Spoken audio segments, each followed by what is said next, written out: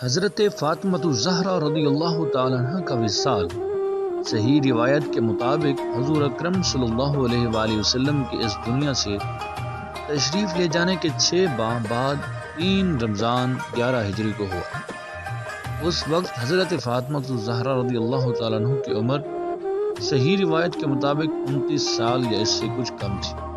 حضرت سیدہ طیبہ طاہرہ حضرت فاطمہ رضی اللہ تعالی عنہ حضور صلی اللہ علیہ وآلہ وسلم کے وصال کے بعد اکثر بیمار و غمگین رہا کرتی تھی۔ انتقال کے قریب ان کی طبیعت سخت ناساز ہو گئی۔ حضرت سیدنا ابوبکر صدیق رضی اللہ تعالیٰ عنہ کو معلوم ہوا تو آپ رضی اللہ تعالیٰ عنہ ان کے پاس تشریف لے گئے، خیر خیریت دریافت فرمائی اور مسئلہ میراث کے سلسلہ میں حضرت فاطمہ الزہرا رضی اللہ تعالیٰ عنہ کو حضرت ابوبکر صدیق رضی اللہ تعالیٰ عنہ سے جو ناراضگی تھی، حضرت ابوبکر رضی اللہ تعالیٰ عنہ نے اسے دور فرمایا اور گھر آ کر اپنی اہلیہ حضرت اسماء بنت امیس رضی اللہ تعالیٰ عنہ سے فرمایا حضرت فاطمہ رضی اللہ تعالیٰ عنہ کی تیمارداری کریں اور ان کے پاس جا کر رہیں۔ چنانچہ وہ حضرت فاطمہ الزہرا رضی اللہ تعالیٰ عنہ کے انتقال فرمانے تک انہی کے پاس رہیں۔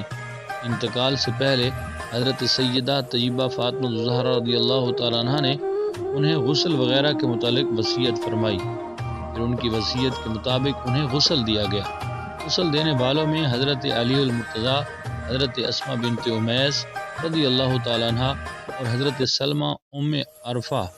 سلمہ ام رافع رضی اللہ تعالیٰ عنہ تھی، اور جنازہ حضرت علی المرتضیٰ شیر خدا رضی اللہ تعالیٰ عنہ نے پڑھائی۔ بعض روایات میں حضرت علی المرتضیٰ رضی اللہ تعالیٰ عنہ کے بجائے حضرت عباس رضی اللہ تعالیٰ عنہ اور بعض میں حضرت ابوبکر صدیق رضی اللہ تعالیٰ عنہ کا ذکر آیا ہے، اور قبر میں دفن کے وقت حضرت علی المرتضیٰ رضی اللہ تعالیٰ عنہ اور فضل بن عباس رضی اللہ تعالیٰ عنہ داخل ہوئے۔ حضرت فاطمہ الزہرا سلام اللہ علیہا پیغمبر اکرم صلی اللہ علیہ وآلہ وسلم اور حضرت خدیجہ الکبریٰ سلام اللہ علیہا کی بیٹی ہے، اور زہرا، صدیقہ، طاہرہ، مبارکہ، زکیہ، رضیہ، محدثہ اور بطول آپ کے القاب ہیں۔ حضرت زہرا سلام اللہ علیہا کی پرورش رسول خدا صلی اللہ علیہ وآلہ وسلم کی آغوش اور خانہ نبوت میں ہوئی۔ یہ وہی گھرانہ ہے جس میں وحی اور آیات قرآنی نازل ہوتی تھی۔ جس وقت مکہ مکرمہ میں مسلمانوں کا سب سے پہلا گروہ خدائے وحدہ لا شریک کی وحدانیت پر ایمان لایا اور اپنے ایمان پر باقی رہا، اس سال پورے عرب اور پوری دنیا میں یہ تنہا ایسا گھر تھا جس سے اللہ اکبر کی آواز بلند ہوئی، اور حضرت زہرا سلام اللہ علیہا مکہ کی سب سے کم سن بچی تھیں جو اپنے اطراف میں ایسے جوش و خروش دیکھ رہی تھیں۔ آپ اپنے گھر میں اکیلی تھیں اور بچپنے کی زندگی کو تنہائی میں گزار رہی تھیں۔ شاید اس تنہائی کا راز یہ تھا کہ آپ بچپنے ہی سے اپنی ساری توجہ کو جسمانی ریاضت اور روحانی تربیت کی طرف مجذوب کر دیں۔ حضرت زہرا سلام اللہ علیہا امیر المومنین حضرت مولا علی شیر خدا رضی اللہ تعالیٰ عنہ سے شادی کے بعد پوری دنیا میں نمونہ خاتون کی حیثیت سے کے عالم پر چمکی۔ پیغمبر اکرم صلی اللہ علیہ وآلہ وسلم کے دختر گرامی جس طرح ازدواج کے مراحل میں سب کے لیے نمونہ اور اسوہ عمل تھی، اسی طرح اپنے پروردگار کی اطاعت میں بھی نمونہ تھی۔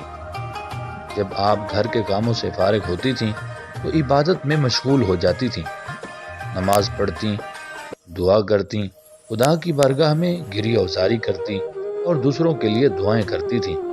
حضرت امام جعفر صادق رضی اللہ تعالیٰ عنہ نے اپنے جد امجد حضرت امام حسن بن علی رضی اللہ تعالیٰ عنہ سے روایت نقل کی ہے کہ امام حسن رضی اللہ تعالیٰ عنہ فرماتے ہیں، میری والدہ گرامی شب جمعہ کو صبح تک محراب عبادت میں کھڑی رہتی تھیں، اور جب دعا کے لیے ہاتھ اٹھاتی تھیں تو با ایمان مردوں اور عورتوں کے لیے دعا فرماتی، لیکن اپنے لیے کچھ نہیں کہتی تھیں۔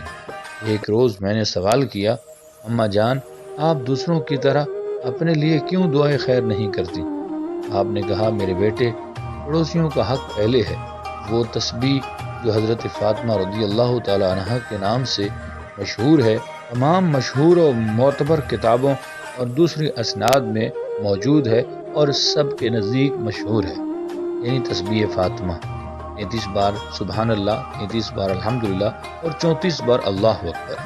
حضرت فاطمہ رضی اللہ تعالی عنہ نے شروع ہی سے وحی الہی کے سرچشمہ سے علم حاصل کیا، جن اسرار و رموز کو پیغمبر اکرم صلی اللہ علیہ وآلہ وسلم حضرت فاطمہ الزہرا سلام اللہ علیہا کے لیے بیان فرماتے تھے، حضرت علی رضی اللہ تعالیٰ عنہ ان کو تحریر فرماتے اور حضرت فاطمہ رضی اللہ تعالیٰ عنہ ان کو جمع فرماتی، جو مصحف فاطمہ کے نام سے ایک کتاب کی شکل میں جمع ہو گئی۔ حضرت فاطمہ سلام اللہ علیہا احکام اور اسلامی تعلیمات کے ذریعے عورتوں کو ان کی ذمہ داری سے آشنا کراتی۔ آپ کی کنیز اور شاگردہ فضہ 20 سال تک قرآن کریم کی زبان میں کلام کرتی رہی، اور جب بھی وہ کوئی بات کہنا چاہتی تو قرآن کریم کی آیات کے ذریعے اپنی بات کو بیان کرتی۔ حضرت فاطمہ سلام اللہ علیہا نہ یہ کہ صرف علم حاصل کرنے سے تھکتی تھیں، بلکہ دوسروں کو دینی مسائل سکھانے میں حوصلہ، ہمت اور بے-ہم کوشش کرتی۔ ایک روز ایک خاتون آپ کے پاس آئی اور کہنے لگی، میری والدہ بہت بوڑھی ہے اور ان سے نماز میں غلطی ہو گئی ہے، انہوں نے مجھے بھیجا ہے تاکہ میں آپ سے مسئلہ معلوم کروں۔ حضرت فاطمہ الزہرا رضی اللہ تعالیٰ عنہ نے اس کے سوال کا جواب دیا۔ وہ خاتون دوسری اور تیسری مرتبہ پھر سوال کرنے آئی اور اپنا جواب سن کر چلی گئی۔ اس نے تقریباً 10 مرتبہ یہ کام انجام دیا اور ہر مرتبہ آپ نے اس کے سوال کا جواب دیا۔ وہ خاتون بار بار کی رفت و آمد سے شرمندہ ہو گئی اور کہنے لگی، اب میں آپ کو زحمت نہیں دوں گی۔ حضرت فاطمہ الزہرا رضی اللہ تعالیٰ عنہ نے فرمایا، دوبارہ بھی آنا اور اپنے سوالوں کے جواب معلوم کرنا۔ تم جس قدر بھی سوال کرو گی میں ناراض نہیں ہوں گی، کیونکہ میں نے اپنے والد ماجد رسول خدا صلی اللہ علیہ وآلہ وسلم سے سنا ہے، آپ نے فرمایا، قیامت کے روز علماء ہمارے بعد محشور ہوں گے اور ان کو ان کے علم کے مطابق قیمتی لباس عطا کیے جائیں گے، اور ان کا یہ ثواب اس قدر ہوگا جس قدر انہوں نے بندگان الہی کی ہدایت و ارشاد میں کوشش کی ہوگی۔ حضرت فاطمہ الزہرا رضی اللہ تعالیٰ عنہ رات کے ایک حصہ میں عبادت میں مشغول رہتی تھیں۔ آپ کی نماز شب اس قدر لمبی ہو جاتی تھی کہ آپ کے پائے اقدس متورم ہو جاتے تھے۔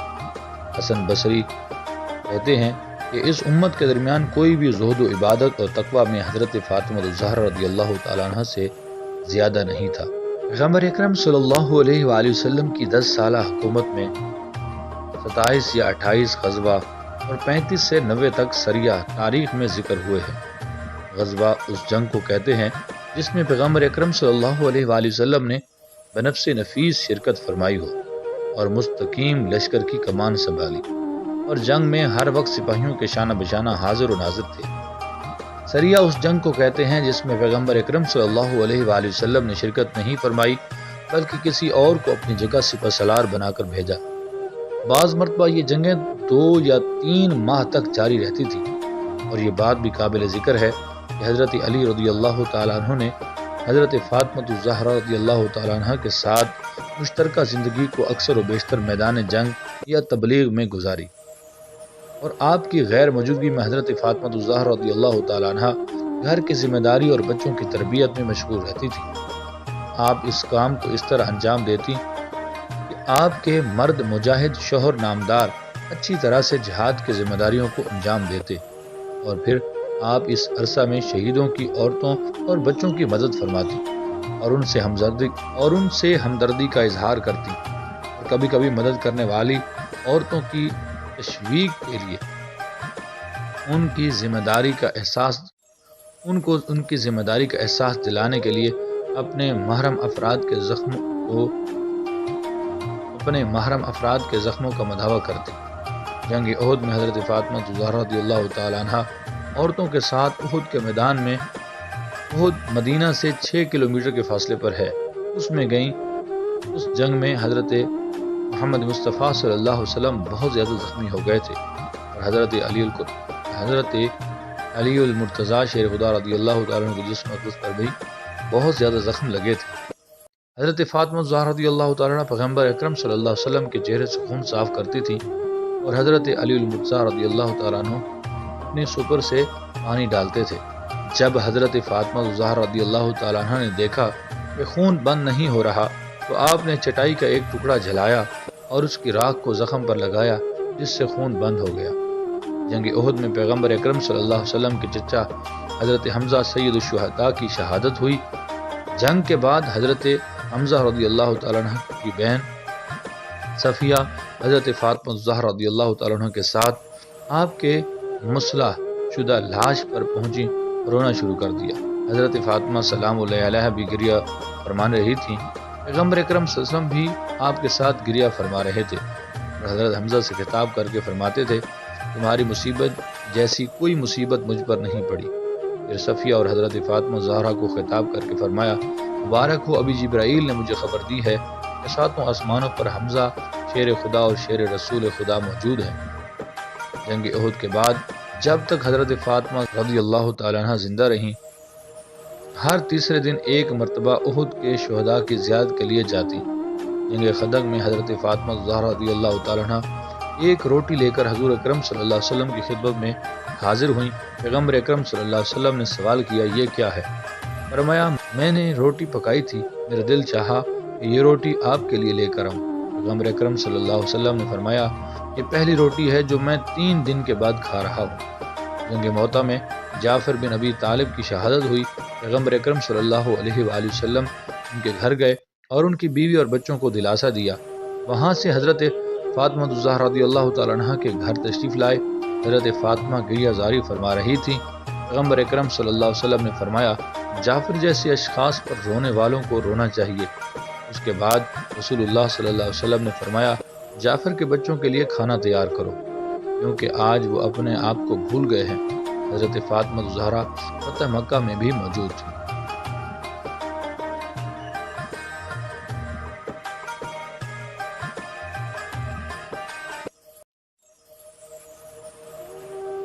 میرے چینل کے معزز ناظرین، آپ کو یہ معلومات اچھی لگی، ہماری ویڈیو کو شیئر ضرور کیجیے گا۔ اپنا خیال رکھیے گا۔ اگلی ویڈیو میں جلد ملتے ہیں۔ اللہ حافظ۔